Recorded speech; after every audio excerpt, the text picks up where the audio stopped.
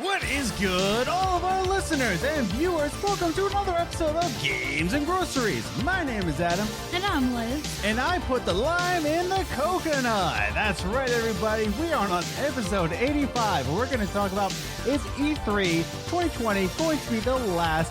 But first, we've got some segments for you. So, Liz, how you doing? I'm good-ish. Yeah. Good-ish. You seem confused about my intro.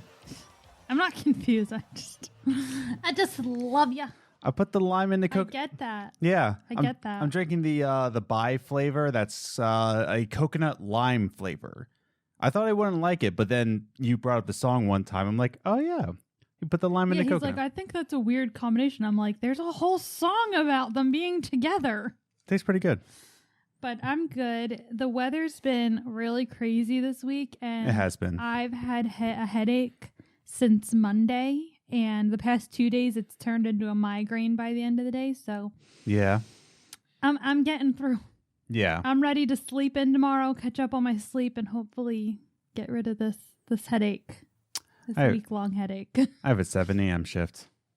You have fun with that. Me and Flicky are going to stay home and cuddle and watch the snow. Yeah. Hopefully it snows tomorrow. That'll make it like the perfect Saturday. Well, now you just pulled back the curtain. We're not recording this on Mondays anymore. We used to. We've talked about that before, probably. Yeah, probably. I mean, yeah, we used to do it on Mondays because we both had off on Mondays. Well, also because it was just the audio version for a while, but now we have to that was so easy. Edit a video. So I do that on Saturdays. Yeah.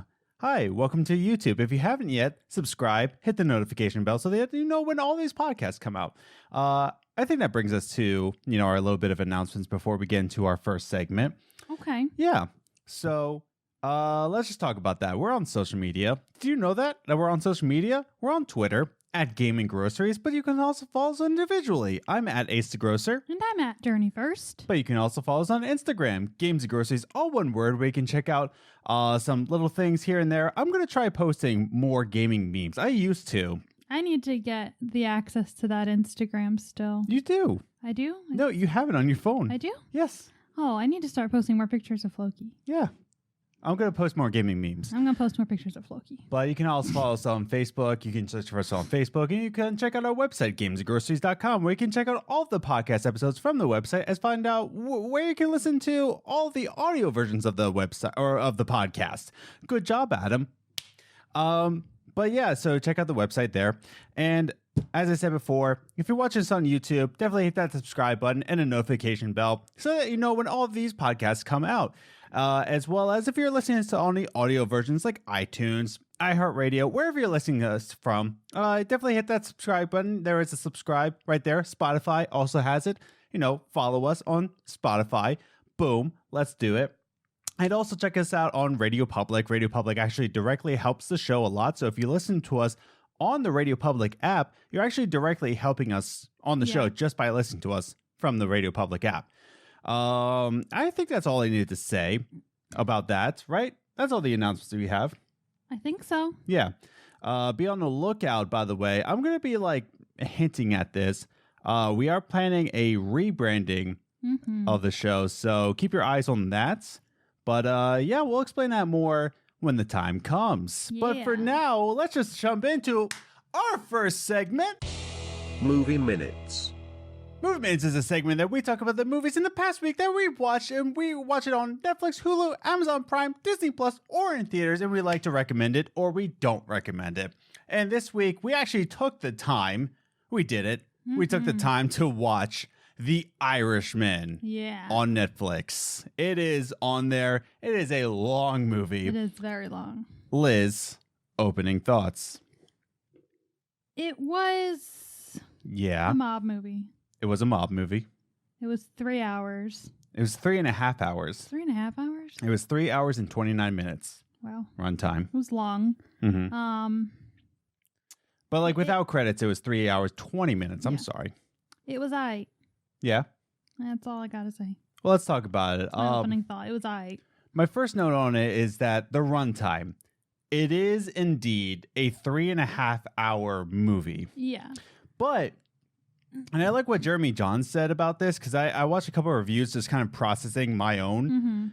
Usually I'll write notes while I'm watching the movie, but this is a movie I wanted to pay attention to. And we assumed that since it had so many 10 Oscar nominees. Yeah.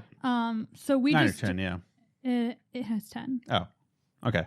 Because Netflix said it was up for drama and 9 more. So that's 10.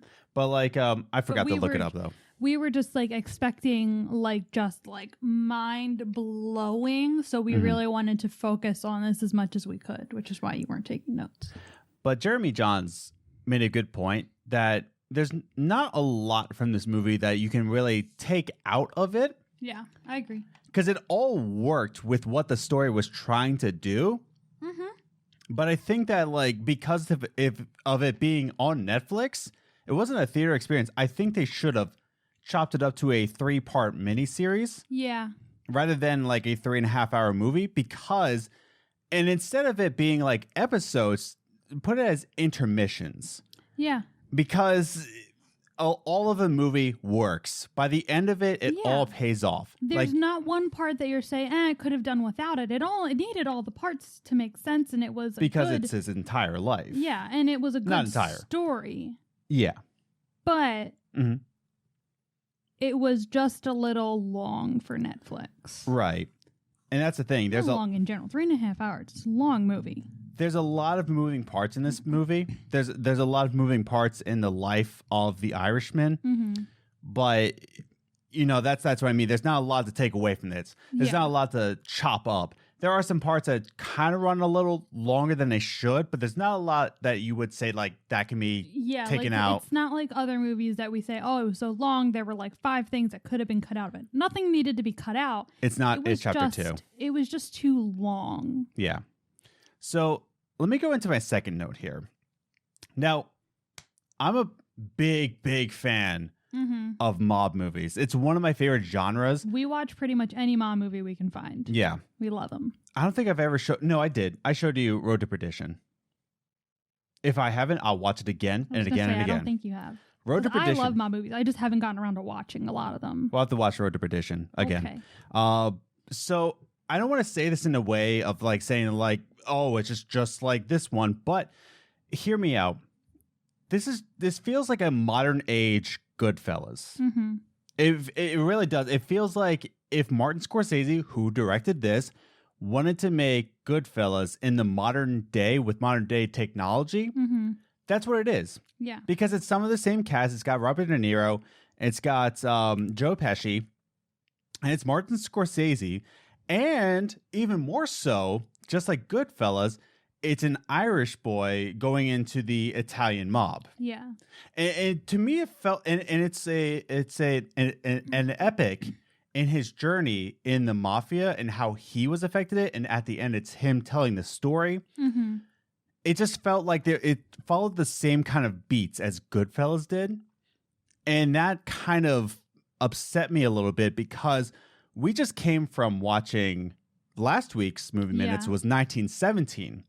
And 1917 felt like it was a fresh take on war movies. Yeah. It was an over-the-shoulder, one-shot kind of World War I, which not a lot of movies go on. It was a fresh take on a war film where this felt like the good old days of mob movies, which isn't a bad thing. I think my biggest problem was that they used the same guys they've been using in mob movies since these guys were young. Al Pacino's in it. Yeah. You got Al Pacino, you got Joe Pesci, you got Robert De Niro. You got all the same guys. You got Ray Romano, who's always been in those mob movies. That was a surprise. When you said Ray Romano was in it, I was like, well, that's different. They just took all the Italians in Hollywood and threw them in this movie. By the way, let's talk about this. Robert De Niro does not pass as Irish. Yes, that's what I was getting to that. Yeah. So Robert De Niro plays the Irishman, and the way they play off his undeniable Italian accent was that he fought in the war in Italy, so he had that Italian influence in his dialect. Yeah. Oh, yeah. I fought in the war in Italy. That's why I have I this. was like, what? I'm like, and then like the thing is, for this, they had to use de-aging software because he's not that young anymore where he can pass for younger and they can make him look older. They kind of had to use that de-aging Right. stuff. And I'm just like, why? Do you know how common Irish heritage, like how common it is to find an Irish person? You can't find one person who looks and speaks like in an Irish. Matt Damon. Yeah. Yeah. Easily. But you couldn't find even if you Ben couldn't Affleck. Anyway, it's Irish. It is so easy to get someone who at least looks and talks more Irish than Robert De Niro, who has that undeniable Italian accent. Like, yeah. By the way, it's just so annoying. And you could have gotten a young guy and aged him like they did everyone else, because everyone had to be aged anyway, even more than they already are. Like, they had to be aged to like their 90s or in 80s. So like, it's just, I was just so annoyed. I was like, and they were like, oh yeah, I fought in the war in Italy, so that's why I have an Italian accent. No. Yeah. That's not how it works. Not how it works. Drove me crazy. By the way, just to get you more excited about Road to Perdition, it's about the Irish mafia. I've only ever seen Italian mafia. And Tom movies. Hanks is a bad guy. And it's got Paul Newman, who's one of my favorite actors of all time.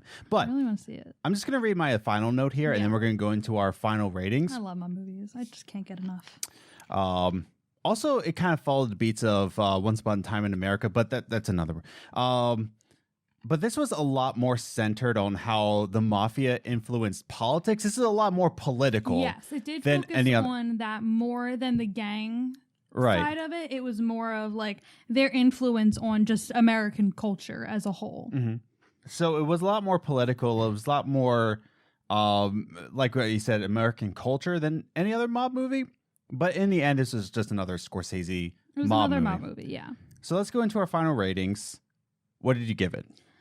I gave it a 7. Okay. Because A decent movie. Yeah, it wasn't. I honestly, at the end of it, I did not feel like it was a waste of time. Yeah. It was a decent movie. Will I watch it again? No, I'll probably choose to watch a different mob movie if I'm in that mood. Road to Perdition. Okay. Yeah.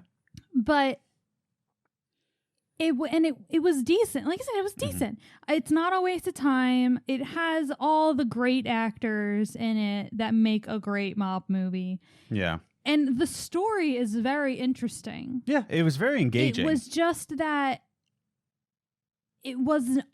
If you're like, there are so many mob movies. Like we said, there are just so many mob movies out there. At this point, if you're gonna make one, and if you're gonna make it that long, you need to have a new take on it. Yeah. And yes, they had the more political side of it, but they didn't focus on that. If they had really driven that, that would have been fine. But it just wasn't a big enough new take on mob movies for it to be worth. It wasn't worth it almost. Yeah. No, I agree. I gave it a 7.5. I gave it just above you because, one, again, mob movies, any kind of mob movie is one of my favorite genres of all time. It might be my favorite. I absolutely love it. You do. I do. But that's the thing. I think I gave it a 7.5 just because I love the genre. And I love Martin Scorsese and I love Robert De Niro. I really do. I think every actor really played especially Al Pacino's character, Jimmy Hoffa. Like, he did a fantastic Jimmy Hoffa, by the way. I think everybody did their part well. It's just that at the end, it felt disappointing in the way of just like, this is just yet another mob movie. Yeah. And even though, yes, it was loosely based on true events. Right. That doesn't mean they still could have taken it in a way that would have made it more interesting to make it not just another mob movie. And even if this guy's life was very interesting, if you can't make it different from any other mob movie, then was it worth the time and money to make it if it's just like every other mob movie that's already been made? Whereas 1917 was like, it was brilliantly made. Yeah. It was very breathtaking. And then just coming out of that, this felt like it was just another. So again, this was The Irishman. It's on Netflix. I recommend it. Yeah. I recommend it if you're really interested in seeing it. I don't think it's going to disappoint you. It's not a waste of time, yeah. It's not going to disappoint you. It's just going to make you feel like, it was good. And this is a fair warning. Like, now you know, you're like, we were expecting to be mind blown because it had so many like nominations and everyone was talking about it. So now you know it's not going to be mind blowing. Yeah. Maybe it won't be as disappointing as it was for us. Yeah. So again, it's on Netflix. Check it out. Also, like if I were to make another recommendation, I've been saying it all throughout this, Road to Perdition. It's got Tom Hanks, Paul Newman, dang it. Jude Law. It's got Jude Law in it. It's great. So if you're not watching this, watch Road to Perdition. I think it is a good time to jump into our next segment. Top 3 Gaming News. The top 3 gaming news is the gaming news that we saw in the past week, and we like to rank it 3, 2, 1 just to give you a condensed version of what's going on in that games industry. So, getting right into it, you just heard us talk about movies, but this is a video game podcast where we talk about video games. But let's just go into our number 3 gaming news. Oh, good. Thanks, Windows. Jeez. What are you doing? So inconsiderate. Anyways, so Ubisoft. Let's talk about them. Ubisoft wants to make games more unique by restructuring its editorial team. Nice. And this is pretty interesting. By the way, it's all linked down below. I did not link the original article because I think this is a more condensed article. Yeah. It does link it to the original article. So if you want to read that, it's linked down below and it's linked within the article. So definitely check that out. Follow the link to the link. Yeah. So let's just talk about this. A lot of complaints have come up about Ubisoft games that they're the same game over and over again. It's the same. It follows the same beats, same design structure, and that's totally true. From Assassin's Creed to Far Cry to Watch Dogs, all these kind of follow the same beat, even including Ghost Recon. Ghost Recon and The Division, they're all kind of in the same structure, and it frustrates players to the point where they've had really bad sales numbers more recently. And Ubisoft has heard this, and they confirmed its truth, by the way, in this article. And they're planning on redesigning it, not only by delaying their games, but they want to make their games more unique and restructuring the way they do it.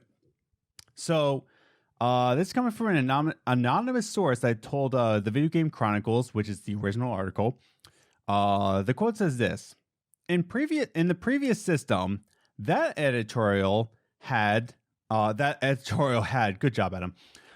There were often ideas of just 1 or 2 people getting put into every game. So often ideas of just 1 or 2 people. That's it. Of all the franchises. And it says that's why you tended to see such similarity, because it's the same taste and opinion being replicated in each franchise. Yeah. So that's why you'll see it, because 1 or 2 people would put their input in. Yeah. And this all came from Sergey Haskot. Where is it? Has got to go. I said I would say it. I know. It's Haskoet? Sure. Haskoet. He'll no longer be the ultimate say. He's still going to continue being the lead creative officer of Ubisoft, but now he's going to oversee. Yeah, like he'll be the guy in charge of the whole team. Of all the teams of every franchise. Yeah. So he's going to be the top of the umbrella. He's the big guy. Yeah. He's going to be overseeing the vice presidents of the editorial teams. Yeah. So what do you think about this? I think that's really great of Ubisoft to take in that criticism and not be like, well, we do that. Like, because like so many companies do that, especially in the video game world. We have so many companies that just like, oh, well, you don't understand and blah, blah, blah, blah. They're just like, you know what? You're right. We have only had 2 people doing this, and that's probably not the best idea. because two people can only come up with so many different ideas. Yeah. So they're like, you know what? You're right. And they're taking that in and they're fixing it to provide their consumers with better content. Exactly. And I think that's great. Especially, like I said, in this day and age with the different companies and developers we have that don't take that criticism like that. Yeah. So it's very nice. It's refreshing. It is nice.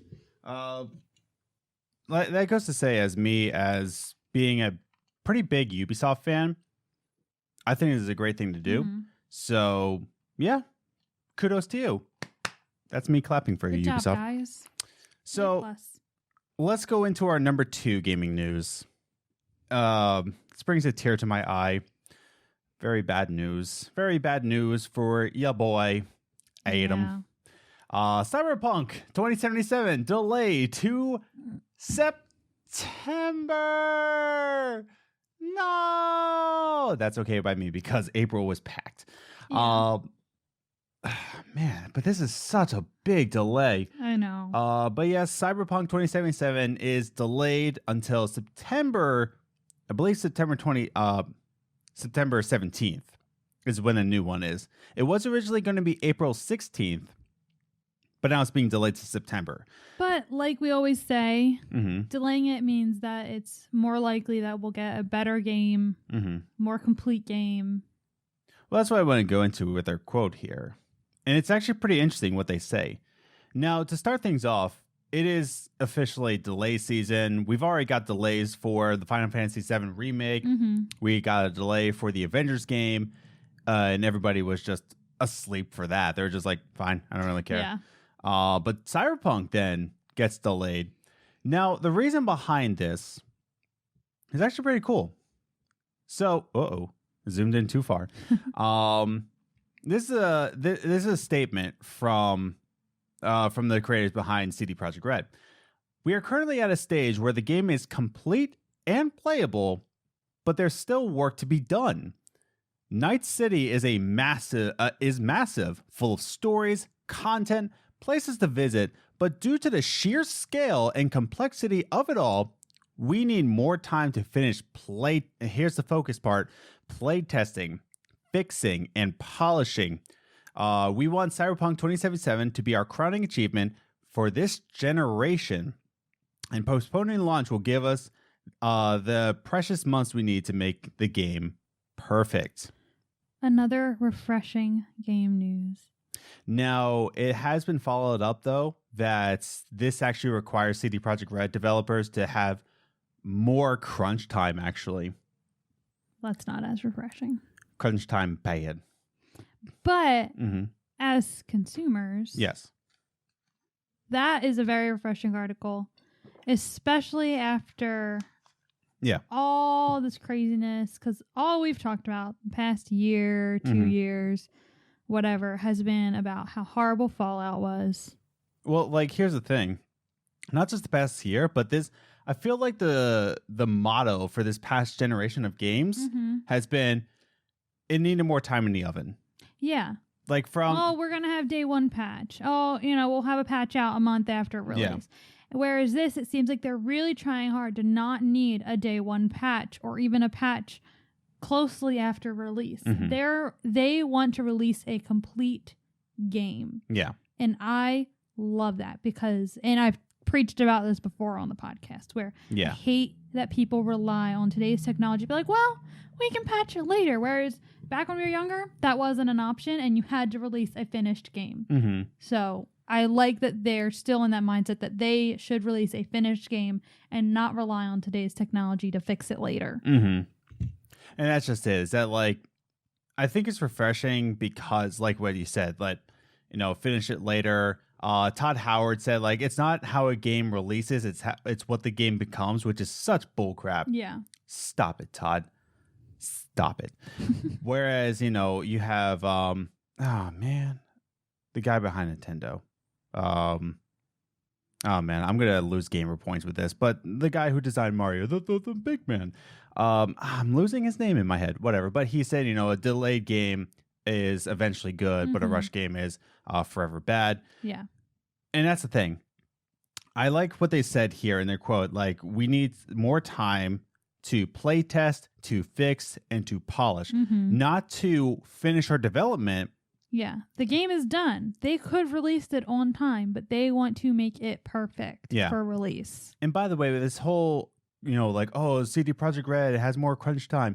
We've already known that CD Projekt Red is a pretty bad company to work with. This isn't shocking news, by the way.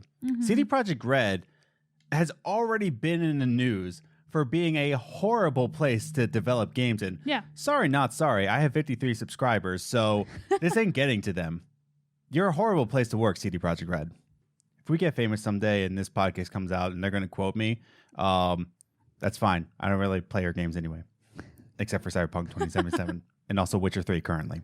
But yeah, this is good. And I think it's been positive reviews so far, except for the whole crunch time thing. But yeah, that it is what it is. Yeah. Let's just jump into our number one gaming news, though. Because it's going to lead into our big topic about E3. Yeah. But it's been announced. Guess what? Oh, surprise, surprise. Sony. They're bumping out of E3 for the second year in a row. Even on the eve, as this article says, on the eve of PS5 release. By the way, there have been rumors that come out that says that the reveal of PS5 is less than 4 weeks away. Which is kind of crazy. Always. Yeah. But so they've said that, like, nope, we're skipping out on E3 2020. And before I even talk about this, I think it's important to read the quote because when this quote came out, we were actually heading into church and like we were about to enter the doors. I'm like, whoa, they bought. Yeah, we went on Monday night because I work on Sundays. But they were just like, I was like, wow, they're cutting out. But then I read the quote. I was like, oh, shots fired. I just want to read this statement from SIE, Sony Interactive Entertainment. After thorough evaluation, SIE, Sony Interactive Entertainment, has decided not to participate in E3 2020. Fair enough. We have great respect for the ESA. ESA, of course, is the ones who put on E3. The ESA as an organization, they're good. We're friends. But we do not feel the vision of E3 2020 is the right revenue for what we are focused on this year. We will build upon our global event strategy in 2020 by participating in hundreds of consumer events across the globe, all across the globe, except for E3 2020. Our focus is on making sure fans feel a part of the PlayStation family and have access to play their favorite content. We have a fantastic lineup of titles coming to PS4. We have announcements, just not coming to E3.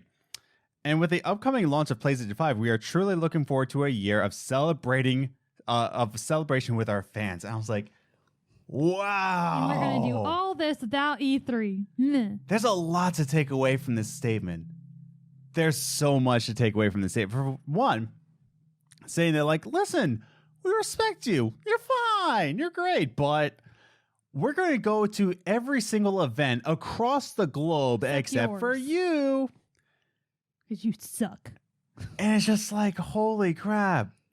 They just put that out publicly. Yeah. Wow. And they even say, we have a fantastic lineup of titles coming to PlayStation 4. It's not like they don't have anything to announce at E3. They have a ton of things to announce, including PlayStation 5 and what they have in store for. But they're just like, meh, we'll pass. It's a very wow moment. Wow. But I remember reading that statement when the news came out. I was like, whoa. Wow. I don't think this is the biggest surprise. It is a bit of a shock. Yeah. But what's saying is that, like, let me just read the quote directly of what they say. We do not feel the vision of E3 2020 is the right venue. You keep saying revenue. It says oops. venue. Oopsie dinkles. Erps. E3 2020 is the right venue. There you go. I like how it says the vision of E3 2020. So they know what ESA is putting on, which is, duh. Like, of course they know. but like they just said they heard it and they said, we got to go. We pay us. Yeah, I do not want to go to there. Goodbye, E3. Yeah. And it brings up a lot of conversation, and that's why we're going into the big topic.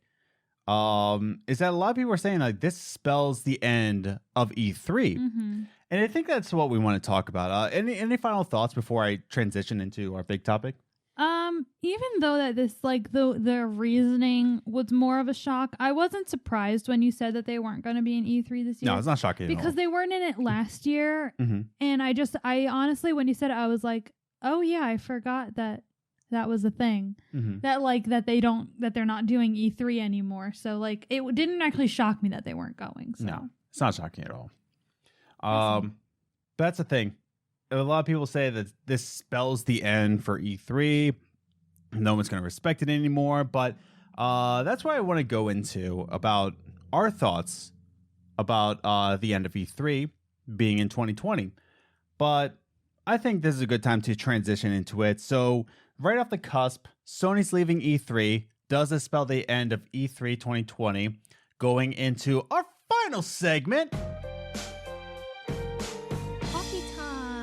Every single week here on the Games and Groceries podcast, we like to bring up little gaming topics or, little things from the gaming industry like female gamers or game preservation. And we like to talk about it for a half an hour or so, sometimes with guests.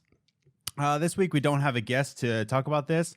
And yes, I do understand that the internet we have now, we did move. The internet we have now is causing some issues with some of our guests. Doesn't like guests. So I am figuring out how to make a solution for that. That's not why we don't have a guest this week. It's just that I understand it's a little bit hard to listen to with that little feedback that goes through. And I'm working on fixing it. So we'll get there. We will get there. But this week we're talking about, is this the end of E3 coming up in 2020? And I think we always define our topics before we start the conversation. Yeah. So let's talk about what E3 was designed to do. I will have linked down below. Applause for Adam. Woohoo! My favorite article that I've ever written on the website is the state of E3.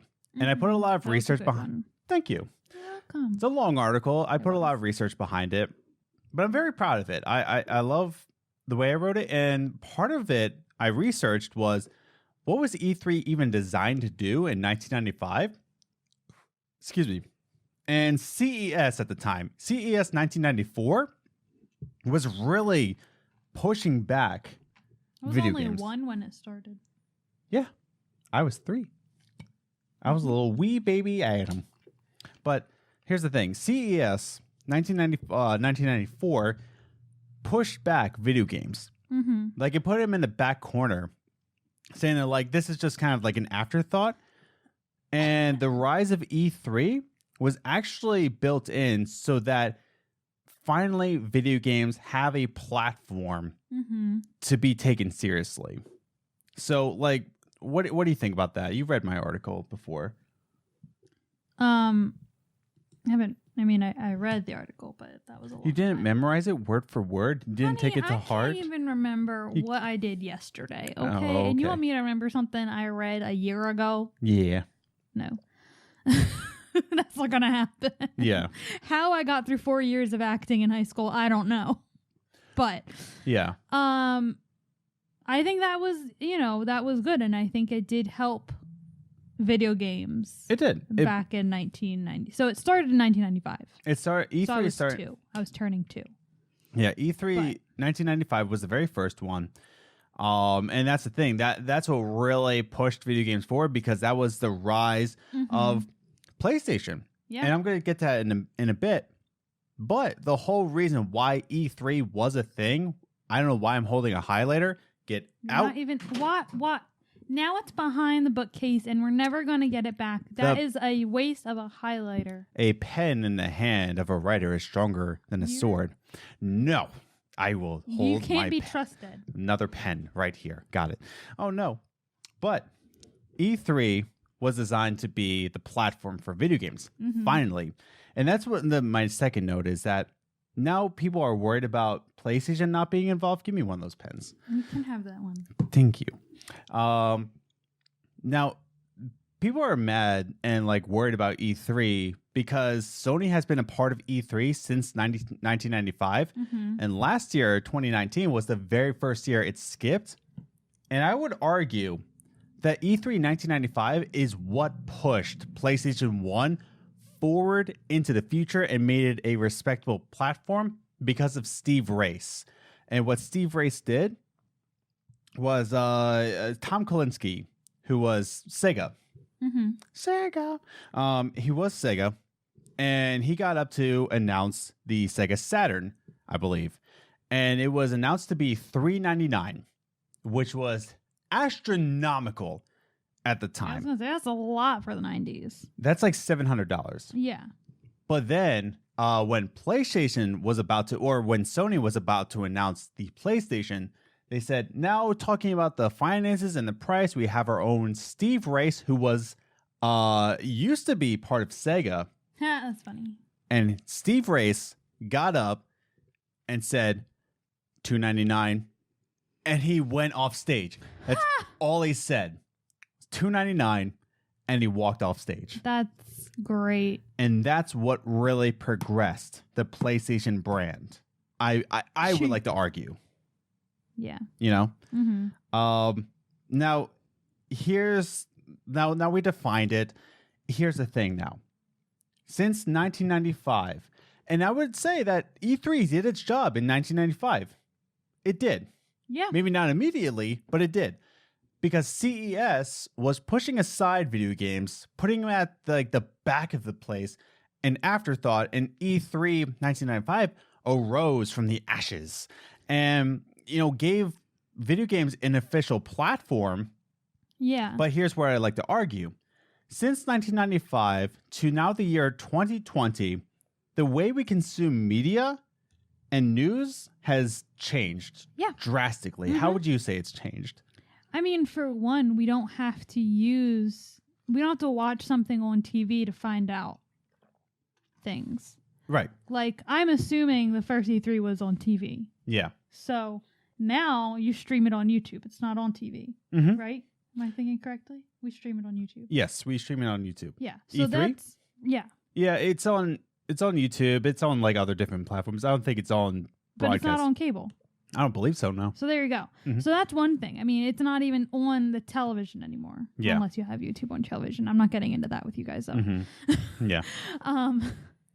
But so even just the way we get E3 in general has changed. But now, other than the fact that we can stream E3 on YouTube, but we have like the Sony's updates, like the state of plays. Thank you. The state of plays, and Nintendo's Nintendo Directs. Exactly. So they already have their own platforms to give us updates throughout the year. Yeah. They don't need E3 to give us updates, because that was the thing. Like in '95, we didn't have YouTube. We didn't have these immediate news sources. Like exactly. Like the only way these companies could give us this information was at E3 or like in magazines. Yeah, that's one point, is that like magazines were even a bigger deal back then. I kind of miss magazines, honestly. Oh, I do too. I loved my like pop magazine, my Tiger Beat, and like with my posters and my boys. Yikes. Yes. Anyway, but yeah. But yeah, like we don't go, like that was their only ways of getting the information to us, was E3 and magazines. But now they can give it to us right away. They have their own YouTube channels to give us the information monthly or weekly or whenever they want to give it to us. Even just the Twitter accounts. Or Twitter, they can just say, hey, look, PS5. They can literally just post a picture of the PS5 on Twitter, and that's all they need to do. And call it a day. Yeah. They don't have to do anything else. Exactly. And so I think that's the thing, is that E3 is kind of being outsourced by modern media, because yes, in '95 when it started, it was very necessary, because it was the one time a year that they could visually and show their stuff, show the games, because you can have a screenshot of a video game in a magazine, but they could show gameplay of their video games at E3. Yeah. It was just a better way of presenting it other than in magazines. Or, yeah, in magazines, basically, because you're not going to see gaming news in the newspaper. That'd be weird. Right. So that was, this was like fresh and new in the 90s. But now we're in such a different type of media that E3, they don't have as much to share because they've kind of already shared all their big stuff throughout the year. That E3 is more of like where the places go to say, and you can get it tonight. Right. That's really all E3 is for. Because if you're not going to release it during E3, then you could have announced it any other time. Mm-hmm. So... And that's just is that like what E3 was designed to do has ultimately become, what do I want to say? I forget the word I'm trying to look for, but it's no longer needed in the way that you're thinking about with the announcements and trailers and reveals. It's not needed to announce and reveal things anymore. But here's going into my other note here. Is that, and this is why I wanted this certain guest, but the guest wasn't able to make it for our show, unfortunately, because they have been to E3 for this very reason. Mm-hmm. The announcements and reveals of E3 isn't all what E3 is about. Yeah. Because ultimately, E3, it's what's called a trade show. Mm-hmm. It's meant to have business interactions. It's meant to have networking. It's a convention. And I want to read this quote from Sean Layden when he was the head, and then why he departed for E3 2019. And he has this to say: the trade show has become the trade show became a trade show without a lot of trade activity. The world has changed, but E3 hasn't necessarily changed with it. And with our decision to do fewer games, bigger games, and over longer periods of time, we've got to a point where June 2019 was not the time for us to say a new thing, or for us to have a new thing to say. Yeah. And they really didn't have much to put out last year at E3 because they were working on PS5 and PS5 stuff. So they weren't quite ready to share much because it was still in the working stages. I did write a long article. I'm looking through this. It was a very long article. I remember it took me like a few hours because I had to read it between things at work and when I got home. It took me a while. Yeah.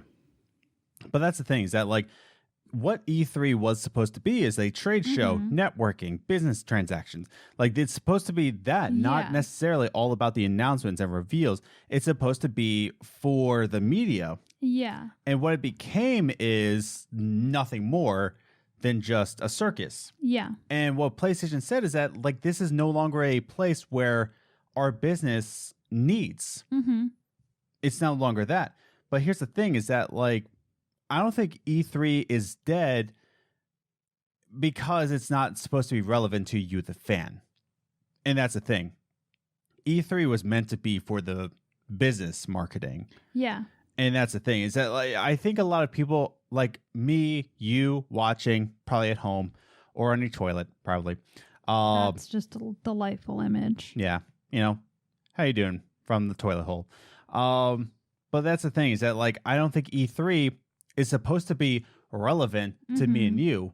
I don't think it's supposed to be like having this argument. Is it relevant to us? It never was supposed to be. Yeah. I think what they're doing is that they're trying so hard to be relevant that they end up hurting the companies that they're supposed to be relevant to. Mm-hmm. And that's just it.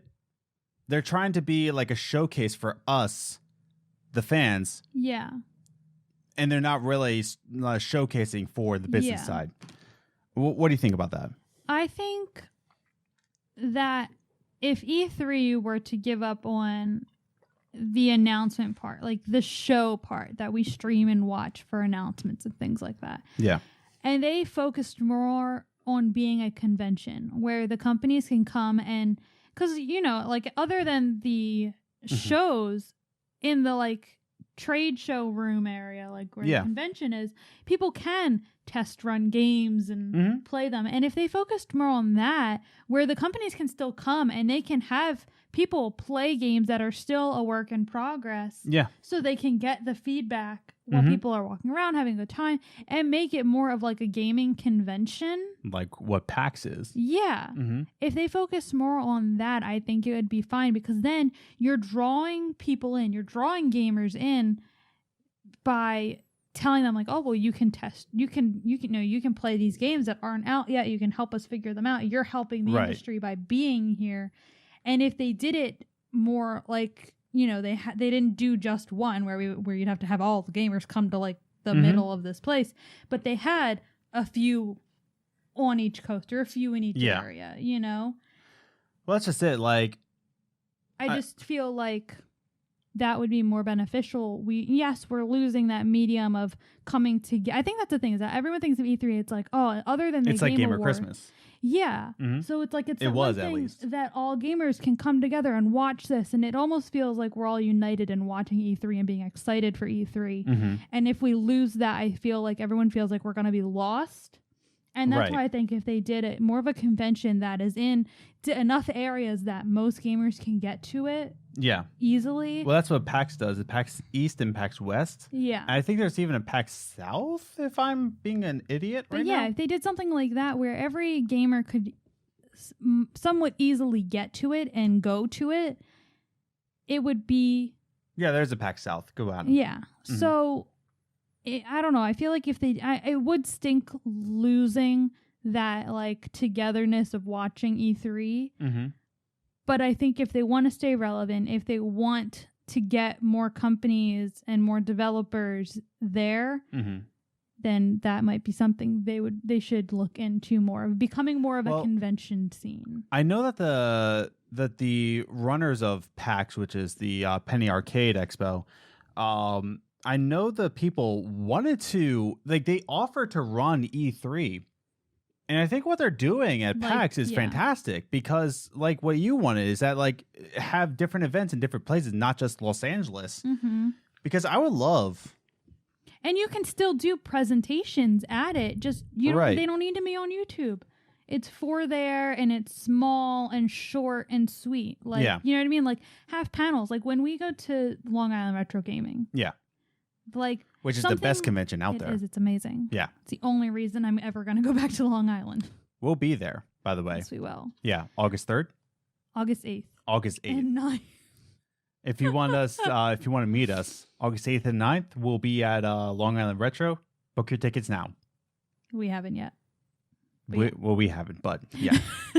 But like when we go to that, like it's a convention, but there's also panels. And I think they should do something more like that. Maybe not panels, but like do the presentations, but in that panel style. Something short, nothing like, we don't need the hour-long presentations. Right.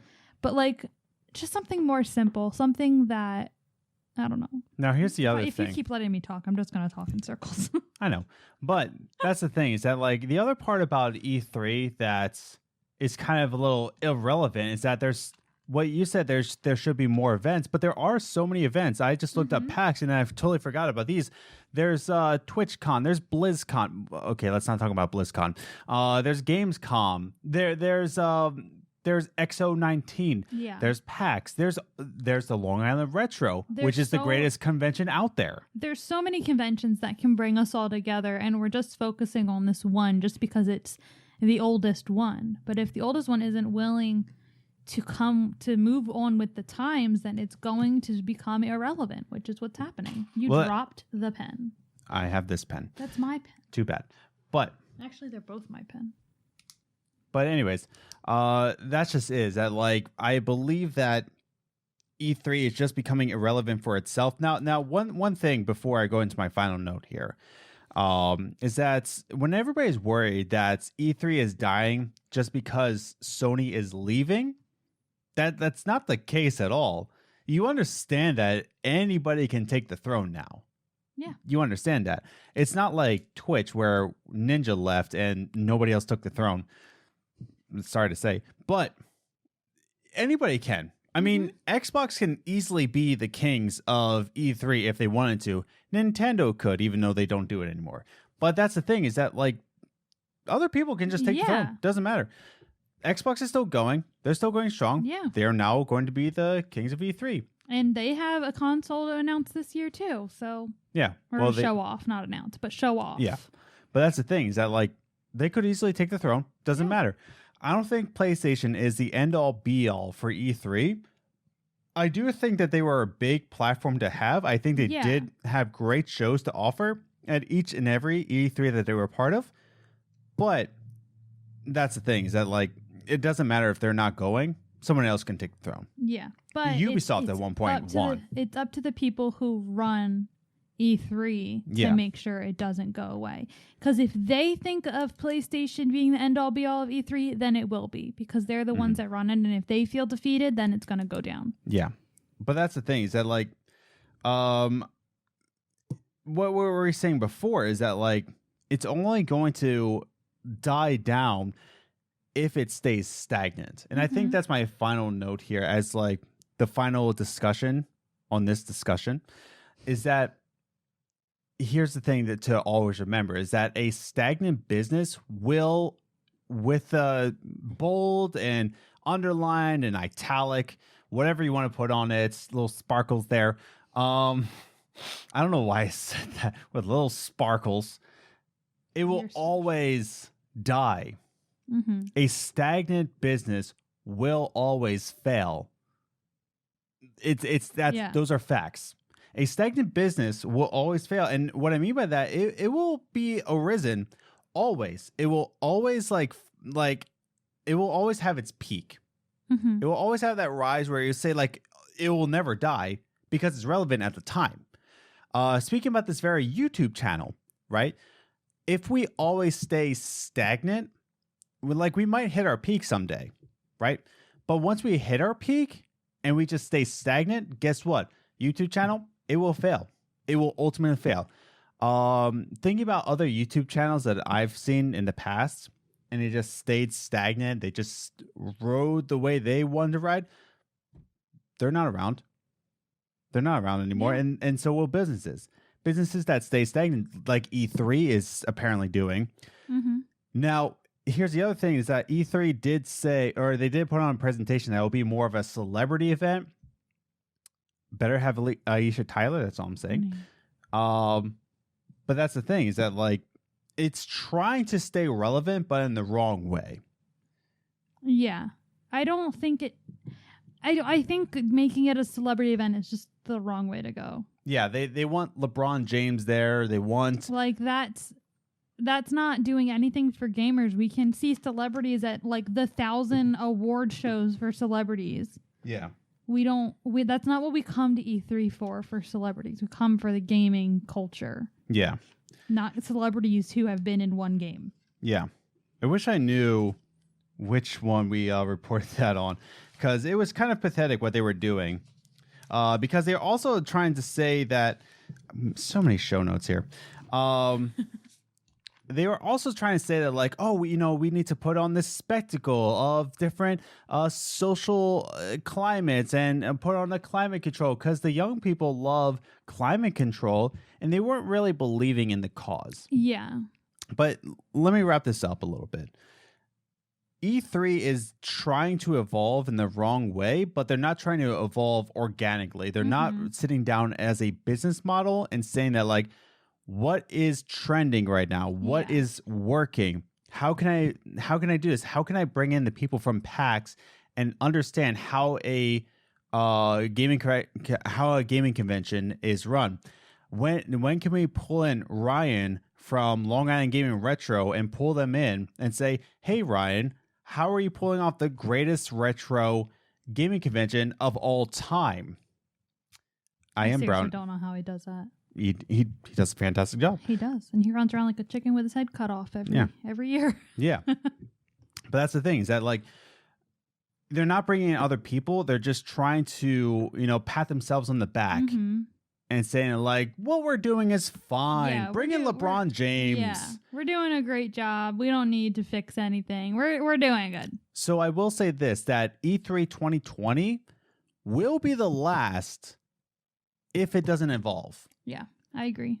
If it continues to try to pander to the public, try to pander to Gen Z with this whole culture, cause. It's all building up white noise. They don't actually believe in what they're actually putting into. Yeah. I do think that some developers, some of the companies will pull out, but I think the biggest thing they'll lose is viewers. And that's the thing. Because, like, even the Game Awards, we were saying, like, I'm getting tired of watching that. Because they need to fix their stuff, too. So, like, E3, if you don't fix what you're putting out, what we have to watch, we're going to just stop watching. Yeah. Now, wrapping this whole conversation up, going back to our first point into defining it, what was E3 originally designed to do? Get your pencils out. It's pop quiz time. Write in the comments down below. What was E3 designed to do? What's that?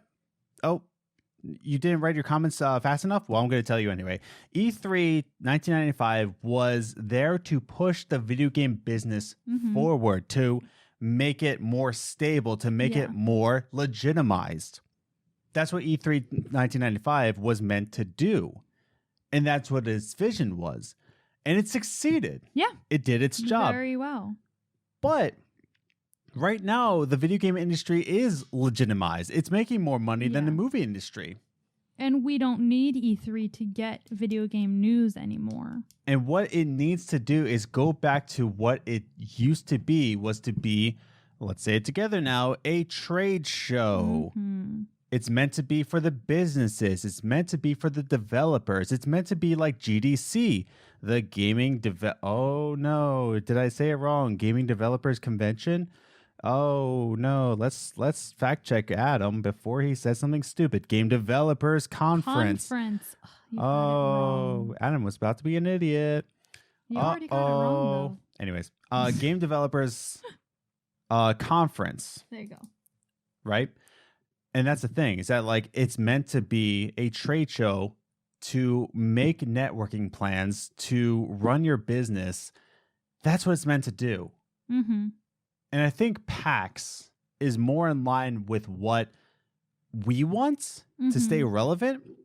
It's meant to be a touring around the globe, around the nation, I should say, around the nation kind of events. Yeah. Long Island Retro is supposed to be getting us together, playing retro games, laughing our heads off, watching playable characters podcast live. Oh my gosh, that was hilarious. Soon to be, you'll be watching us on a stage. I don't know, but that'd be great.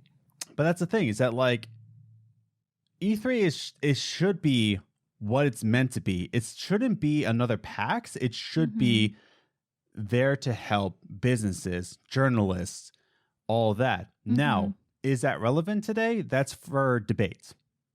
But I think we can wrap that conversation there. Yeah. Just to say that, what was it designed to do? And what is it now? It's pandering.